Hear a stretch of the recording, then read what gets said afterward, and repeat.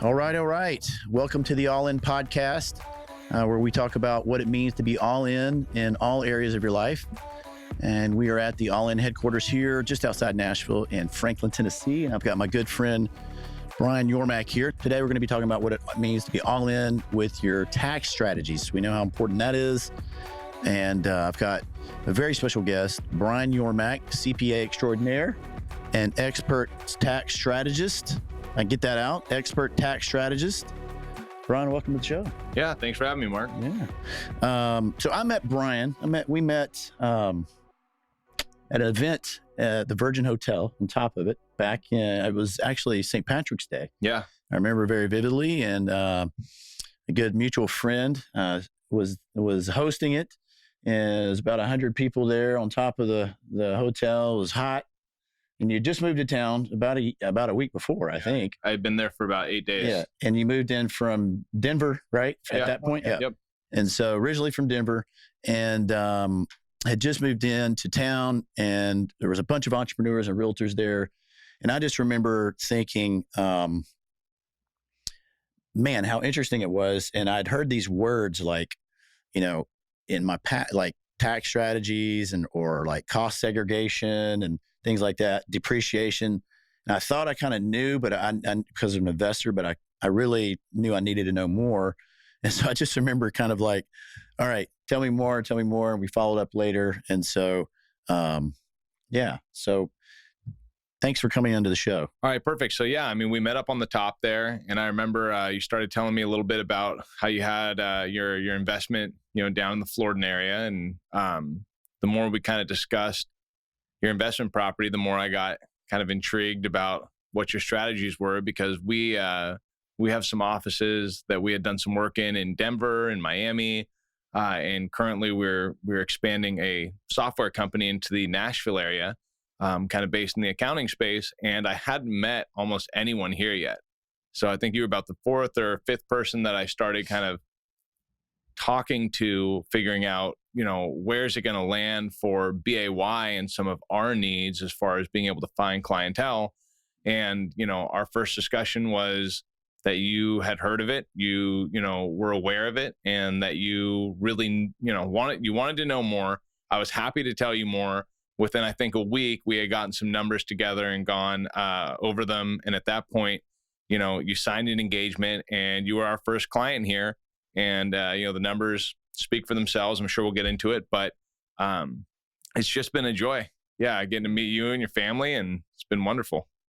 And so just for the listeners, people know what a CPA is, but let's talk about, just so people understand that, you're not out there doing taxes. What really comes to light when somebody's dealing with a tax strategist is that you're really needed when you're doing investments, whether it's commercial, cash flow producing properties, how to best strategize to do what, not pay as try to mitigate your tax liabilities, all in the legal way to where you pay as little tax as possible. And that's different, right, than what a CPA that maybe just does your taxes, who may be still really, really, excelling at what they do and really knowledgeable, but it's a difference, right? So talk about kind of, because that's not what we're talking about here. We're not talking about, doing your taxes per se, although that does feed into it. What we're really talking about here is things that, how you can mitigate your taxes with businesses, and what are the methods the way we do that. Right. And I think that's a good line to draw when you're talking to someone who does kind of someone who's in the accounting realm. There's a lot of different professions that kind of fall into that realm. So you have, if you go into a large, big four or large accounting firm right out of school, you're normally split right away into either audit or tax, right? And so within both sides of those, there's hundreds of positions, and you're going to get a specialty in kind of whatever you end up spending your first couple of years doing. And the what we're talking about today is not what definitely not your bookkeeper, and probably not your fractional CFO or controller, though they may be able to point you in the right direction.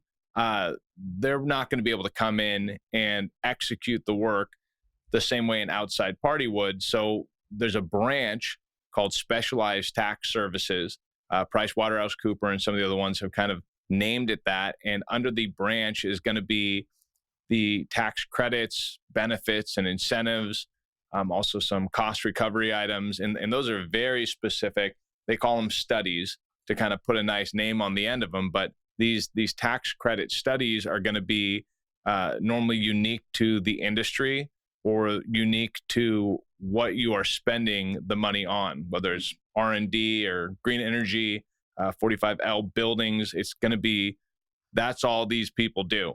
And so that's kind of where we come in. We have our specialty in real estate, and also, with the pandemic, a lot of the employee retention tax credits, and that's all we do. So we don't do any bookkeeping. I try to stay away from consulting and getting into anyone's financials, though, for a time, because I come from an audit background, that it was kind of how I would meet my clients and build value. But at this point, we're pretty much only doing 4 or 5 key services that are all considered STS. Okay. And so a lot of the listeners are going to be investors, as you and I, we know. I mean, we sometimes find ourselves, we're at the same events and there's investor mixers and what. So when these investors are investing in, whether it be commercial or maybe short-term rentals, and they're doing these things, that's where the terminology starts to come out, because you start to hear cost segregation. So if you're a limited partner out there, or even a general partner, sometimes we've realized that that maybe they don't really know fully the implications or even the ins and outs of what makes a good cost segregation study versus a different one. So maybe it would be good to describe, for the investors out there, what a cost segregation study does, why you would need that. Is it because it relates to depreciation, right? Yeah, that's right. Mm-hmm. Yeah. And I think a good place to start is, whenever I have my first conversation with someone, I start kind of at square one. And because, to give them the best information we can, we have to figure out what they know and maybe what they don't know. Right. So when I start talking to someone, let's just take the, real estate as a bundle. When we get into real estate, the first thing I'll ask is, do you own any investment property? And that's going to be all the way from residential to commercial. Any asset that's driving revenue in the course of business, whatever it may be, is going to be considered an investment property. And if they say yes, then I say, have you done any type of accelerated depreciation? And that's where I'd say maybe 60 to 70% of my conversations start there. And they don't know what accelerated depreciation is. Or maybe even depreciation. So maybe even depreciation. So maybe describe for the listeners, because depreciation does not mean that the building is losing value.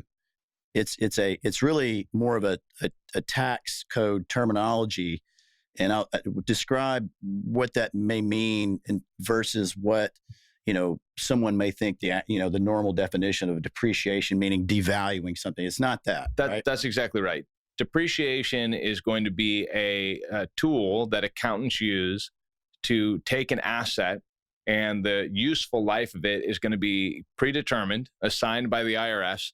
And the IRS has said, this table is going to last 5 years. So when I buy it, I'm not going to expense the table. I'm going to depreciate it over 5 years. Now, they have a 2,500 kind of threshold. But when you get to your larger products and properties, when you buy, let's just say a $2 million house, you don't get to expense the whole thing, right? Because of depreciation and this principle that, well, you bought it, but it's going to still hold value on your balance sheet for a period of time. So to say that in an easier way, if you buy a house, the IRS states that it's going to last for 27 and a half years. We're talking about a rental property, right? Residential. Yeah. But cash flow producing? Yep. Not something that they're living in. Not something living in, a business asset. Right. A business asset. So when you buy a house, it's going to depreciate over 27 and a half years. Mm. So let's say it's $1 million house. Your expense for the first year would be 1/27th. Mm. And it's just a schedule with the same exact number. Let's say it's $4,000. And you'll have $4,000 all the way until it hits zero. whatever the amount of the property is going to just be ticked off through this list or a depreciation schedule until 27 years. And you just take the original purchase value divided by 27 and a half, and that's how much you're getting of an expense each year. And it's a tool that's very helpful so that you can see what is a business really worth, because buildings are a bad example, but if you bought 50 buildings 100 years ago, are they still worth what they were when you bought them? As far as the actual bricks. Yeah. Things get old, things break down. So that's why there's a useful life. This is one of the reasons that real estate is so tricky when we start to get into this with people who have not experienced it, because we're saying, well, we're going to accelerate depreciation and the book value of the property is going to go down on the balance sheet and the property is going towards zero. And everybody goes, wait a second. The reason that I'm in real estate is because it's supposed to be appreciating. Right. I think you're mixing up the beginning of your statement there. It's appreciation. No, it's depreciating. It's just a tax way to measure something's useful life and how far through the useful life it is. It's interesting though that the amount of people. A good example: laptops or technology. Those are going to be 5-year, and we all know that in 2.5 years, is this what it was when I bought it? No. Right. It's new items and making these obsolete. So some items have very short useful lives. Those ones are considered, those are long-term assets is what buildings are, but it's all related to that. And so when you hear people that, they're talking about paying no income tax, this is the way that's done a lot of the times. Is that correct? In real estate, definitely. Yeah, I mean, when you hear this is the number one way that's done in real estate. Yeah. Historically, for a long time now, cost segregation is not new. It's been around for a long time. And there's been some changes in 2017 with some different percentages of accelerated depreciation as far as the bonus. But in general, when you hear someone who's in real estate and not other businesses and a lot of other things happening, if they're in real estate and they're paying zero income tax, it's good chances cost segregation is going to be the reason why. Right. So let's just hop into what would be showing. What's an example of something? I mean, you can use ours or use an example of a business building or maybe a rental property, and maybe explain how that works, how the depreciation works, and why it's beneficial. Yeah, it's a great question. So the easiest way to kind of picture depreciation is to take that word, even though it's not the same, but just interchange it with expense.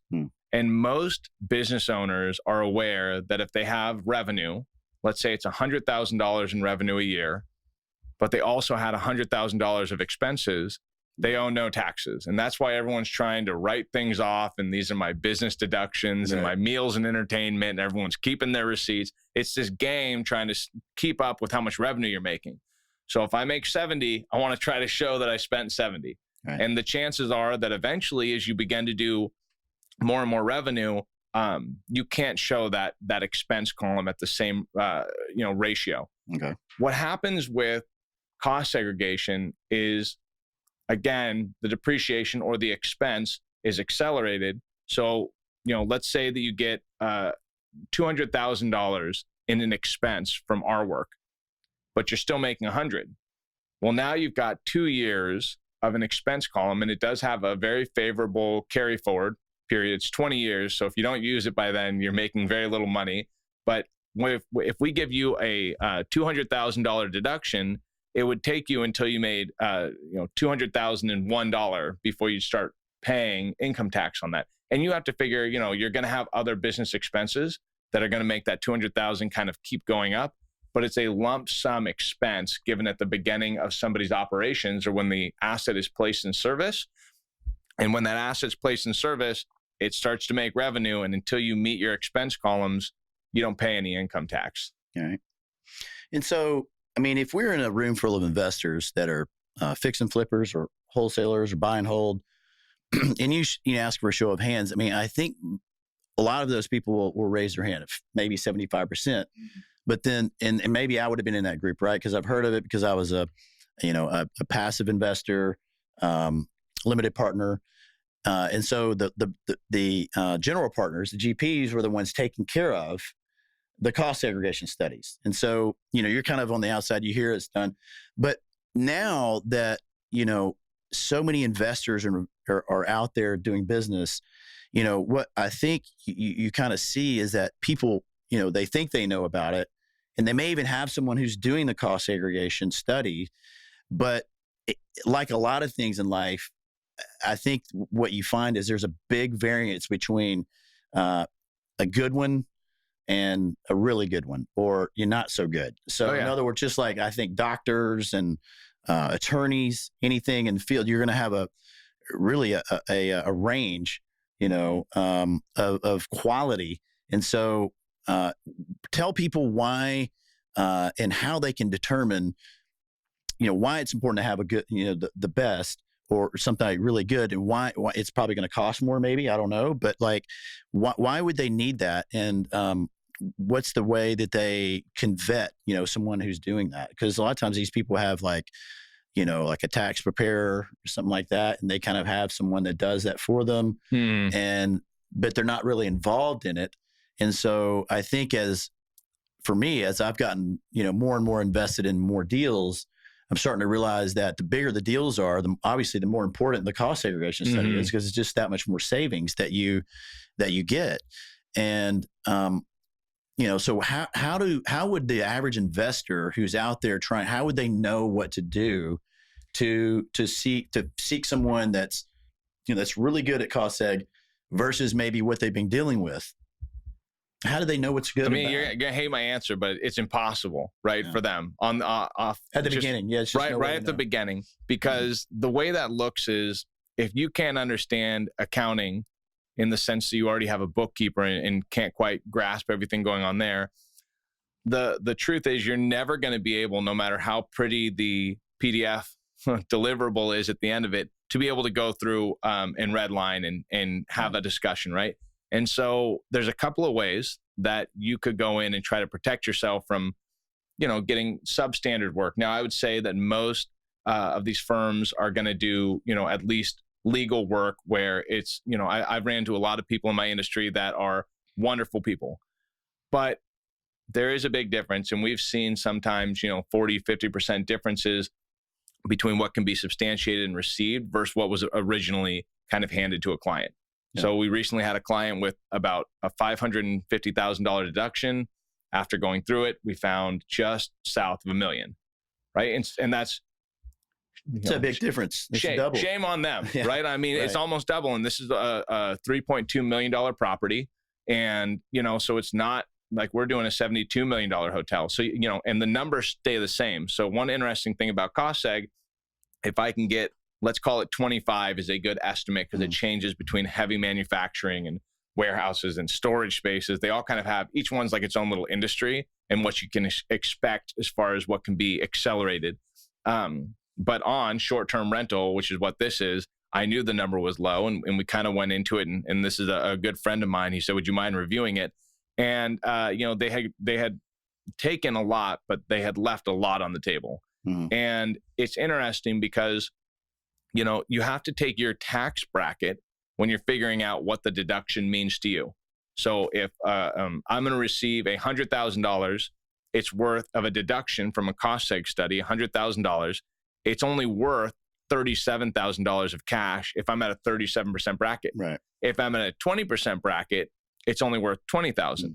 So there's kind of this, there's so many moving parts that if you don't have someone consulting you, it's just too much, and you're not going to be able to keep up with it. But to answer your question specifically, that is actually one of the things that BAY stepped in and has been doing, is what's called a second tiered partner review, is what I'm kind of terming it, where we go out and we have these clients, and then we end up bringing in a cost seg team. We have various providers that we like and have worked with at this point.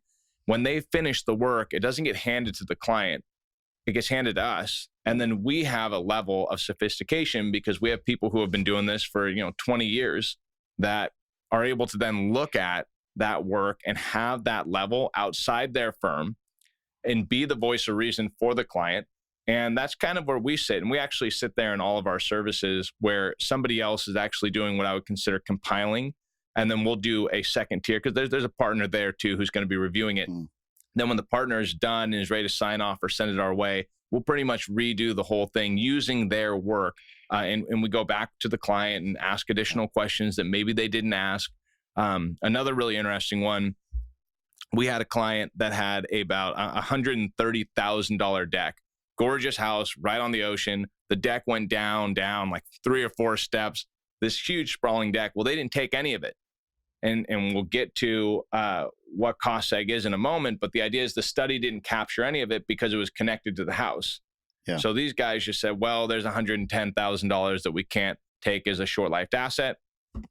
We went and took a look, and the house is, joined with these 2 little wooden beams. And I said, hey, why don't we get a developer out here and figure out what it would be?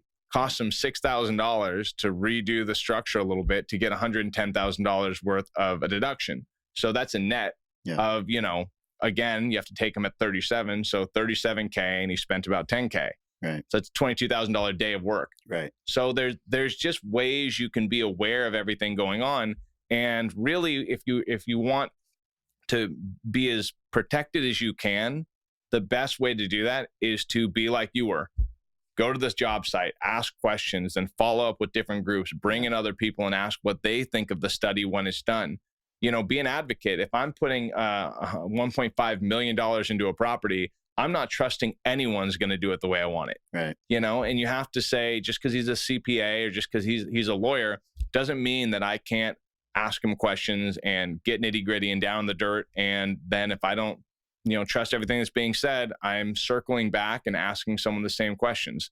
So, advocating for yourself is kind of my answer. And obviously it's very beneficial to have a referral from someone who's great, because there are a lot of people in our industry that, their job is to do 30 or 40 cost segs a week.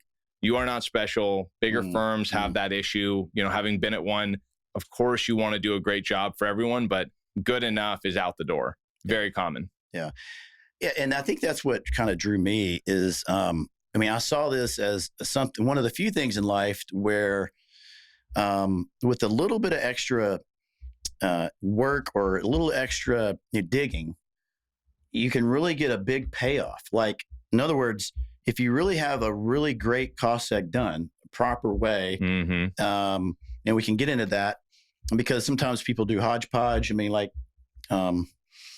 Ones, and we could talk about that. But I really noticed that there was a huge difference, and there was a lot of money being left on the table. Well, no one wants to leave money on the table, no matter who you are. And so I think just as, business owners, consumers, entrepreneurs, real estate people, all of these investors, everybody, they want to maximize their returns. And part of that is factored in with the taxes. So if you're leaving money on the table because your tax strategy is bad, or you just had, kind of with the status quo, when maybe you could have spent a little bit more, perhaps, to get a little bit more work, but then maybe it's twice the deduction as you described earlier, then that's where I think the light went off for me, because I realized that, okay, this is really just about saving money, but I can totally see there's a big difference. Like, for number one, I'd been an investor for a while, but I really hadn't had someone talk to me or explain. It was just all kind of done, to be honest. But once you start to dig in, I really think you start to see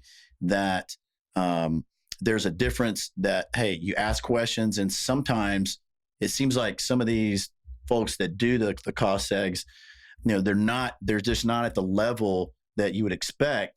And that's okay. But I think if maybe they've just been doing, smaller buildings, smaller things like that. And they're just kind of in there. It's just like any craft, I guess, like loan officers, real estate agents, they have, you have people that are very, kind of experienced, been doing it, but they just kind of never push through a certain level. And, from what I've observed, you guys, you and your team, really, really high level. So, and when I say this, guys, we've been to, in boxes, soccer games, at hotel years. And these guys have owned hotels and their families for years.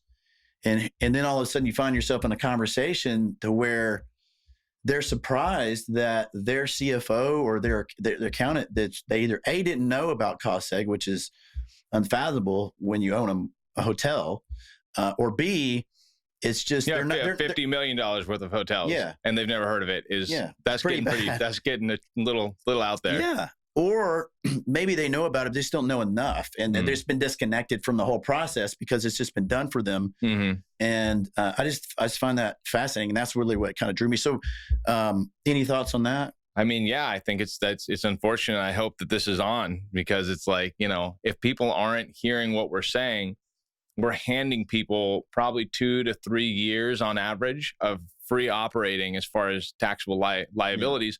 Income tax liability. And the most interesting thing, Mark, is when you start to really get into this, it is something that's going to be used on almost every transaction at the higher level.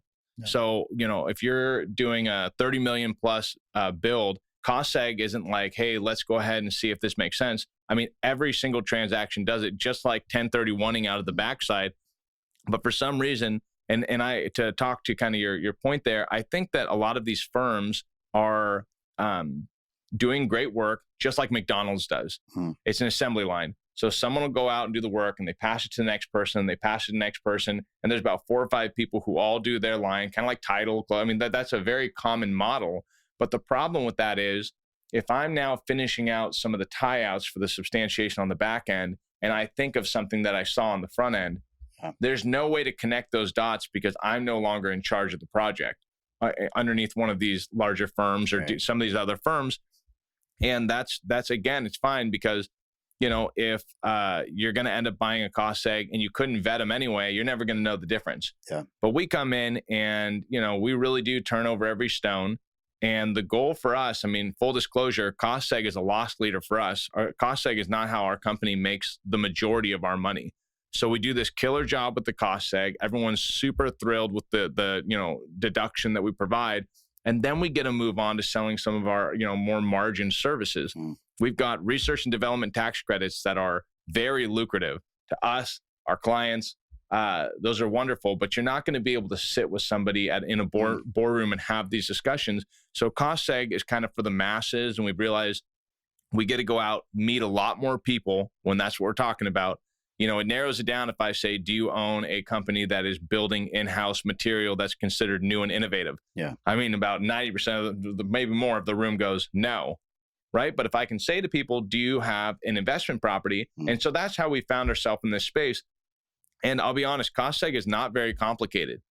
I mean, it's a rinse and repeat formula, and it's getting in there and being willing to do the work, ask the questions. I mean, going to the developers and asking for some of their actual build documents. Nobody does it. I have not ran into many companies that are going, you know what, I think this is a higher end build than where we ended up with our purchase price allocation. Let's go ahead and see if we can get our client an extra $150,000 for a 20-minute email. And let's follow up 3 times. It's just, I don't know why it's not there. Right. Well, I think it'd be good to maybe illustrate for those listeners or those that are watching, what it looks like. So why don't we, I think maybe just take something like, $1 million property or something like that. Maybe it's a second home because, in this area, a lot of people have homes at the beach, or maybe they own, maybe even some commercial, like a piece of a commercial, but maybe explain, if you want to go to the whiteboard and just kind of maybe explain kind of way that would work. All right, Mark. So we're going to get into kind of the basic principles of what is cost segregation, right? We've been kind of having this conversation, and I think that the easiest way for somebody who really wants to start to understand it is with drawings and pictures. Because at the end of the day, our work, even though it gets to be a little in the weeds, is a very simplistic approach to spreading your building or your purchase out into multiple buckets. So this is a building, right? It's going to be sitting on a piece of land, and you're going to pay, let's just say, $1 million for it. Now, when you purchase this, cash flow producing property, right? This is not a investment property. Investment property only. Cash flow producing, God willing. Investment property, things are going well. Can be their primary residence. Exactly. So you purchase this, but let's just go ahead, and we've got these different kind of time periods here, right? And you've got your different years. And so we've got kind of some different scenarios. And I want to go through actually 3 separate CPAs at different kind of levels of sophistication and what happens, right? So let's just say, not to say mom and pop is lowest, but mom and pop CPA, right? And they, are part of a team or whatever the case where this person buys a $1 million property. They may take that entire thing and put it on the balance sheet. So that's going to be 1 million, and they're going to divide that by 27 and a half years, right? And they're going to end up depreciating or expensing that over that period. Well, that's already wrong. And yes, we see that a lot, all up and down the scale of sophistication, but not as much as you would think when you start to get into maybe the $2 to $5 million range. But land is not depreciable. So right off the bat, you need to take this land out. So let's say that this is $300,000 worth of land that is sitting on. So right off the bat, you got to take the 1 million minus 300,000, right? So that's 700,000. Now we've got $700,000 in this, the value of the actual building, and then the items that are sitting on top of the land, because it's going to be, the building itself. But if you have a parking lot, pavers, pools, whatever it may be outside, those are also business assets. Okay. Currently, the second tier account is going to say, okay, I removed my land, and now I've got this 700,000, and hopefully they're pretty good. And they say, I've also removed my FF&E, or furnitures, fixtures, and equipment. And that's going to be all the stuff that when you opened up the door, you walked in there, right? So that's going to be like your couches, your TVs, your tables, anything that you can pretty much just lift up and walk off with. Most accountants are very well aware that those are short-lived assets.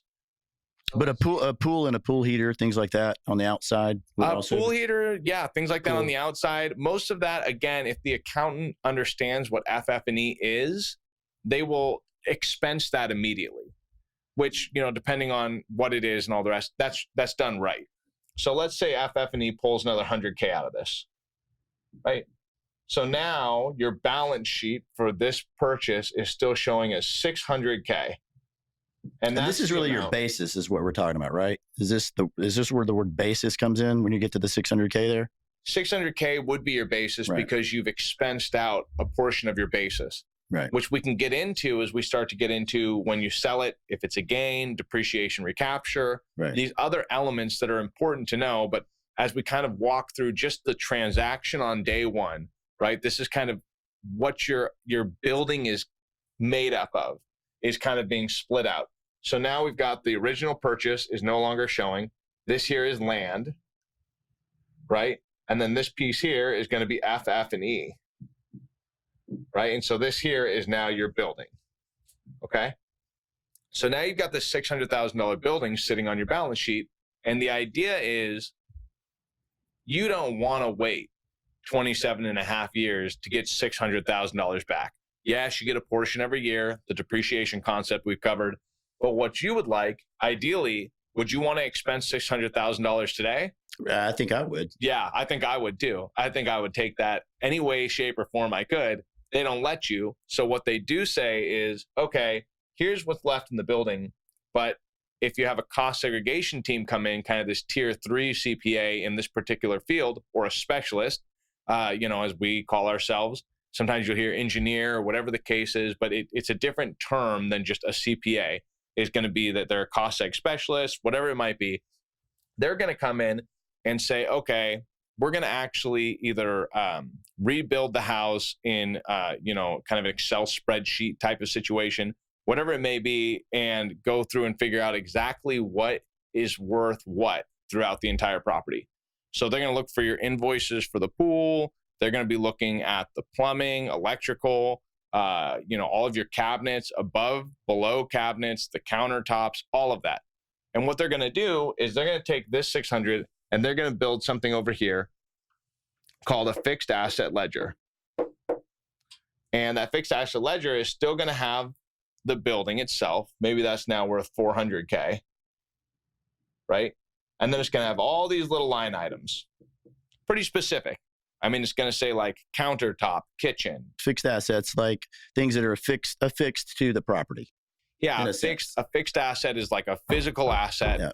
and you've got long-term, short-term. This one here, and that's just going to be for useful life again. This one here is going to be long-term. So LTA, long-term asset. All the rest of this, for the most part, is going to be called a short-termed asset. And now we're kind of getting into the magic of what cost seg is, because once you have this list, you can say, okay, we have 200,000, right, left over. That's from our 600 basis. Back up, wipe all that, because we've got 1,000,307 gives us 600, 242. No, I'm right on par. Let me fly, baby. So the 200,000 is going to be, now taken as a depreciation expense. And what's the 200 again? The 200 is going to be all of that electrical, the plumbing, whatever we can find that's considered a short-lived asset. We're going to, break it into different pools. And that's a good question. What's the 400 then? It's 5, 7, and 15-year assets. The 400 is the actual building. Okay. That's after you take out the land and so you have the land value. The million, you take the land out of 300, gives you 700K. Then you take the FF&E of 100K, you have 600 in the building. But of that 600, 400 of it is the studs, the actual frame, okay, the foundation, all the rest of that. Then 200 is going to go into the rest of the short-lived assets. Okay. And that 200 is where our work comes in, where we would then say that you can take a $200,000 expense in that year. So on $1 million property, this would be, 20%, which is a decent cost seg study. We see between 20 and 30 is pretty normal in the residential real estate area for short-term rentals. And so if we give you $200,000 of an additional expense on $1 million property, let's say it makes $100,000 per year in revenue. The property. That's right. Net. Let's do it net, because at that point, that's what you would have had to pay taxes on. Yeah. Let me show you what that looks like. So $100,000 in taxes generated, if we're following along at home, for which would really flow over to your Schedule E, is what we're referring to here, right? Yeah, we're going to have something that we're kind of running into with passive versus active. But an investment property is going to generate what's called passive income. And these deductions are going to be called passive losses. So you cannot, barring a couple of reasons that you could, such as if you're a real estate professional, which, feel free to look up what it takes to be a real estate professional. It's not hard. It's just a amount of time and effort spent per year. Some people may be a real estate professional without knowing, but let's just say that they're not for this. That passive loss can only set off the passive income, or the income from these properties that you are not active. Can't offset W-2 income. Cannot offset W-2 income. So we're only talking about offsetting income from that property, or maybe another one, which we can get into, other scheduled income. That's exactly right. So to show that in a little bit of an illustration, right? We've got this revenue here, and we'll say it's 50,000. And then we have this expense that you would normally have each year of 25K.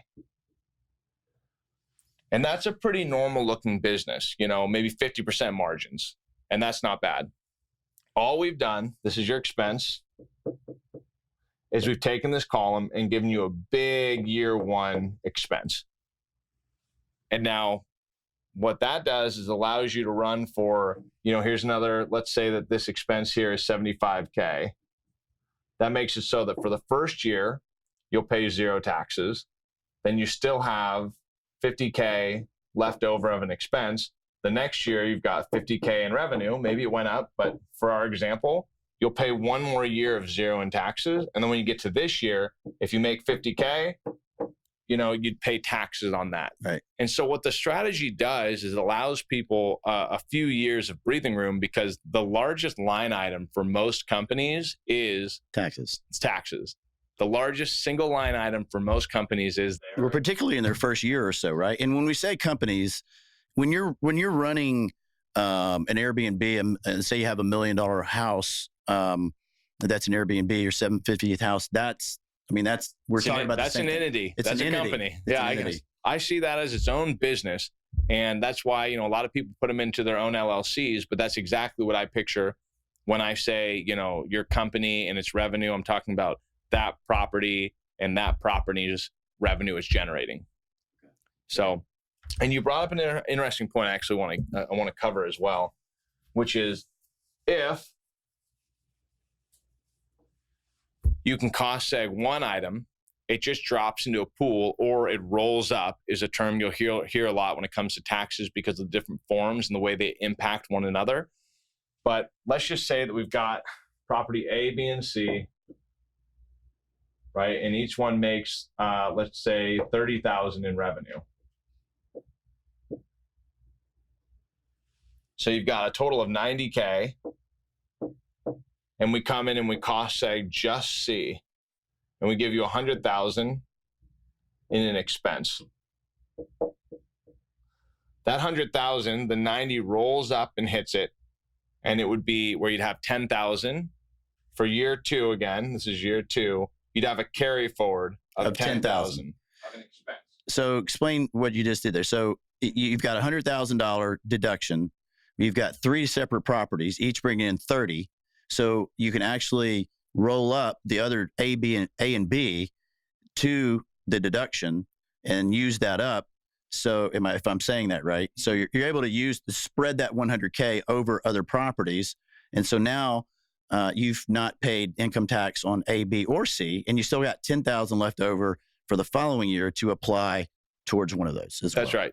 That's exactly right. That's a beautiful thing. Do you guys understand that? That is the way that wealthy people avoid paying income tax. So when you hear people say, I paid no taxes, or they paid very little taxes, it's oftentimes because they own buildings that they are depreciating per the tax code.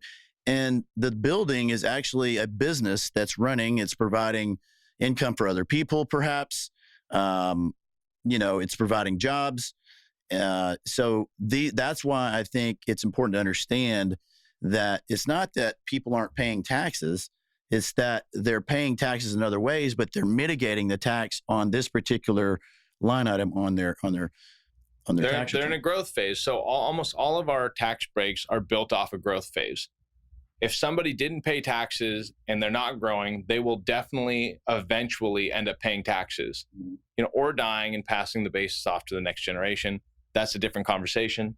For this one here, this is the easiest way to explain why people who are ultra wealthy may still be paying no tax. Got it. So we've got, your $1 million purchase, and let's say each one of these is every 3 years. You've got your $1 million purchase, and maybe you get $250K in deduction or expense. This is going to be my expense down here. That's your cost seg study. It was done. Right. We got you $250. And then we'll have our rev up here. Okay. Revenue. So, and you've got, let's just say $100K of revenue, right? So that's offset. Then in 3 years, you've got a $50,000 because now you've had revenue times 3, which is going to be $300,000. And this is totally used up. So now you've got a $50,000 rev that you're going to pay taxes on for tax purposes. Well, what they'll do is they'll just go buy another building. Yeah. And they'll just say, okay, well, I've had 3 years of operating. Everything's gone great. I haven't paid any taxes. Do you think I have more cash flow? All that 37% I would have spent, all of a sudden it's in my pocket. Guess what I'm going to do? I'm going to reinvest, right? I'm going to leverage again. I'm going to go out there. I'm going to buy another building. Well, the numbers stay the same. So now we've got $500,000 of an expense. And this one's making, let's say $200K. Right. And the model, it just keeps happening. Into the 3rd year, you'd be out of this. So you come here. Now you're making $300K a year, but you're also still getting the $1 million in the break. And you can just see that happens over and over and over. And eventually, just to show you as it gets huge, you end up buying, a $100 million property. And, maybe you and your 2 partners, whatever the case is, you're going to have this huge $15 million expense, and it's just going to keep offsetting all of these revenues from all of these other properties. You won't be paying tax on them. And so what happens, I think, a lot of times, right, is when these roll up and there's no more expense to be taken on, say, on property one. I think what a lot of investors do end up is selling at that point, right? And 1031 exchanging to another property. Am I correct on that? Yeah, two good things to think about with that is that an old building to someone else is still a new building to you. So your business's assets, if you purchase a building and it was built in 1922, it's a year one asset for you, right? And so there's no like, well, that one's already been used up. There's no cost seg to be had. The second thing is, I call it front end finished. And when a property is front end finished, you need to take a good hard look at how that's going to affect the cash flow statement. So on the cash flow statement and also the depreciation, you still get some, but it's going to be much, much less because we've taken all of this front loaded. Most people are going to want to do the analysis in the year 2, year 3, when that's done, unless if that property is just a cash cow or a crown jewel. Two terms we use. So the first one is like a very high margin revenue earning asset, or someone loves it. It's in their favorite town on their favorite street, and it's got their favorite Italian restaurant in the basement or something. They're never selling, right? It's a crown jewel for them. Those are the only two reasons that even if it's past the front end finished, you might still hold it. There's some other strategies, but in general, when something is kind of through its accelerated depreciation, and if you could get another, even an identical, but most of the time you have more capital at that point. But even if you could have an A that you own or the B, and they're both $1.5 million properties, right? Why wouldn't you now just switch to this one, sell this one, 1031, so you're not paying any taxes coming out. Now you've got a brand new property with another $300,000 of runway, tax-free. It's a pretty hard decision to hold a property past the front end finished. All right. So I thought that was amazing. I mean, so it really brings it home. And I know we kind of went down a deep dive. And so for some people, maybe it's a little technical, but I think for the investors out there, they know and they're following along.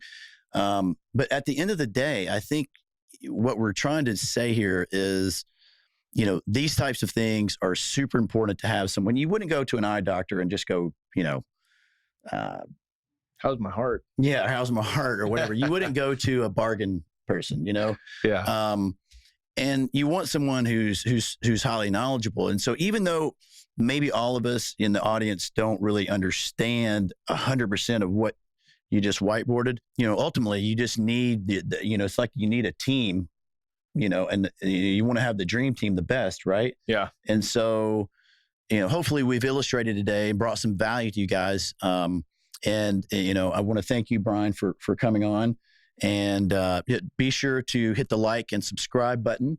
And we're going to have Brian on again because there's other things that you save people money on, the business owners with tax credits, employee retention, and that sort of thing. And some of these are going away, possibly, right? Definitely. And that's important for people to understand. Yeah, they're definitely going away. So in other words, these are tax deductions that are in place with a current tax code, current tax law that oftentimes depends on which administration, whether it's Democrat or Republican that gets in, right? Oftentimes is when it changes and maybe they're less restrictive or more restrictive. Is that absolutely? So yeah, we saw a lot of very favorable, commercial and residential real estates under Donald Trump. Not a lot of negative necessarily under the current administration, but what will be going away, depreciation is going to have their bonus percentage changing. Not enough there to really warrant fear and a discussion around getting them all done right now. R&D has been established for a very long time, and that's kind of always on the chopping block, as is everything. So, if I need to learn a couple of new ones, I will. But those two are pretty tried and true. The one that's definitely going to be going away is the employee retention tax credit. I have kind of started to call it the third PPP, just to give people an idea. There's a timeline. If you had employees during 2019 and you were impacted by the pandemic, You got to get on these. We're handing, pretty much checks out from the government, which I've never received a check from the government besides the stimulus. This is a very rare credit that's being, pushed through from CPAs and payroll companies because the PPP had the intermediary of the banks kind of helping facilitate. Wells Fargo puts up on their site, click here. There's all this advertisement. Well, the IRS is not advertising these. And unfortunately, it's such a cash grab. You've got people coming out of the woodworks and subways at night saying, hey, you need those ERCs. I'm telling you, the ERC is very, very lucrative. If you've kind of been annoyed by all the times you've been text pinged, don't know where to go, how to get them. Because people are getting 800. I get these calls, these 800 numbers saying, hey, you're eligible for the employee retention tax credit. And so, I think that's what you're referring to, right? There's a lot of 800 numbers out there because it is available, at least for now. And so we'll have you come on another time to talk about that, because that's another amazing way that people are able to mitigate taxes. Even these are actually credits we're talking about on the employee retention tax credit. So how should people? So obviously, guys, if you want, my team highly recommends Brian and his team at Bay Specialized Tax Services, BAY Specialized Tax Services. And if you would like to connect with Brian and his team, you can DM me, drop a note here. There's also, if you can look on the board there, Brian's his Instagram handle. And again, Brian, thank you so much for being here. Put me up in the bottom right. That's B Yormack. You can follow me on that. It's Bay Tax. We're excited, man. We're getting out here and we're helping a lot of people. Yeah. Thanks for coming on. And guys, we'll see you next time here on the All In Podcast.